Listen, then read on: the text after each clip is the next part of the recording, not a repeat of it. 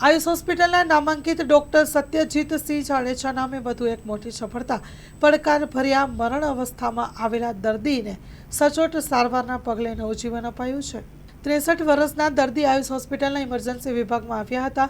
Doctor Satyajitsinh Jadeja સાહેબ દ્વારા તપાસ કરતા જણાવાયું કે દર્દીનું હૃદય બંધ પડી ગયું છે, દર્દીનું ઓક્સિજન લેવલ 50% થઈ ગયું છે, દર્દીનું બીપી અતિશય માપી શકાય ત્યારે ઓછું આવ્યું છે। દર્દીની મરણ અવસ્થાને ધ્યાનમાં લેતા ડોક્ટર સત્યજીતસિંહ જાડેજા દ્વારા તાત્કાલિક વેન્ટિલેટર પર મૂકવાની સાથે સાથે આયુષ હોસ્પિટલની ટીમ દ્વારા હૃદયને કૃત્રિમ રીતે CPR આપીને પમ્પિંગ આપવામાં આવ્યું। જરૂરી દવાઓ અને સારવાર કરી ત્યારે દર્દીનું હૃદય સાવ બંધ પડી ગયેલું હાલતમાં જોવા મળતા હૃદયને ફરીથી ધબકાવ્યું હતું।